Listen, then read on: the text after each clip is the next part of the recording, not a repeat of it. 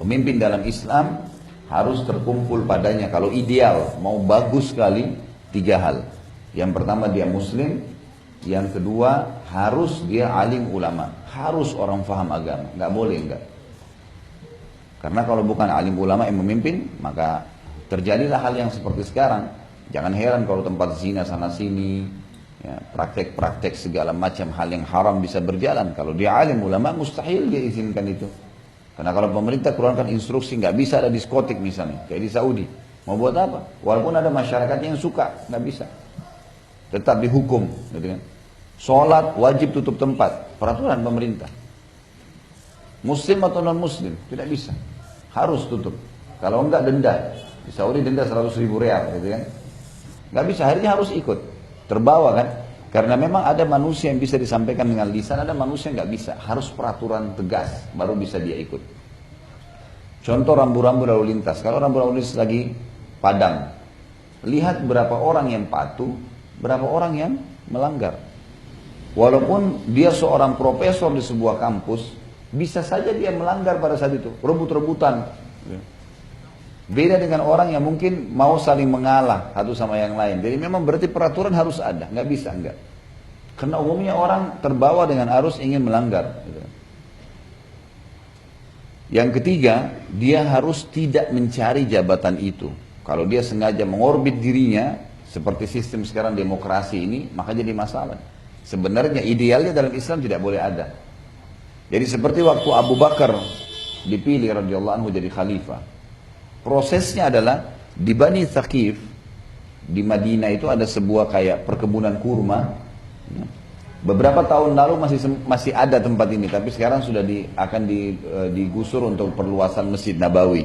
Jadi ada seperti kotak gitu ya, tidak terlalu besar, mungkin kalau saya tidak salah ya, luasnya mungkin sekitar 15 kali 15 kali.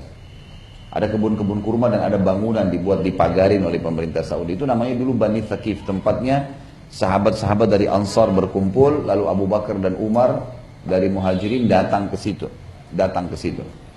Kemudian terjadilah kesepakatan pada saat itu Abu Bakar yang dipilih. Gitu kan. Nah, pada saat Abu Bakar sudah terpilih, karena tunjuknya teman-teman, jadi bukan Abu Bakar yang bilang pilihlah saya, enggak.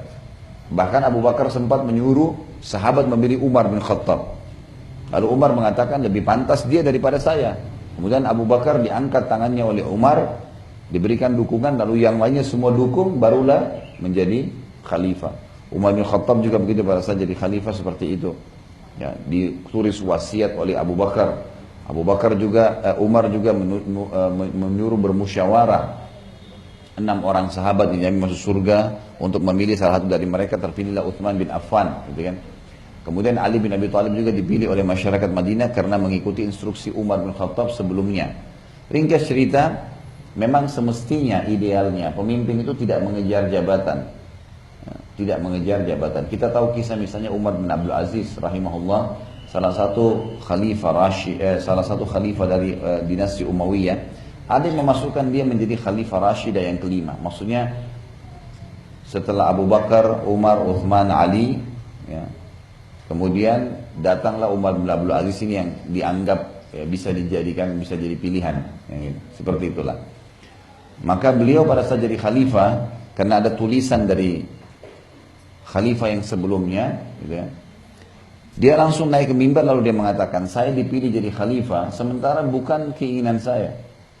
Maka saya melepaskan diri dari khilafah ini dan silakan kalian pilih siapa orang yang kalian suka, gitu. Waktu dia turun dari mimbar, orang-orang pada kejar dia mengatakan kami ingin kau jadi khalifah. Dia nggak ingin jabatan itu, dan memang betul setelah berjalan masa khilafahnya 2 tahun, kelihatan sekali tidak ada sesuatu yang bermewah-mewahan dengan kehidupan. Memang dia di sekitarnya tiap hari kumpul orang-orang miskin, dipenuhi kebutuhan mereka. Bahkan tahun kedua dari masa khilafahnya tidak ada lagi orang mau menerima zakat. Semua orang makmur, orang yang miskin tahun lalu sudah kaya semua. Berubah semua keadaannya.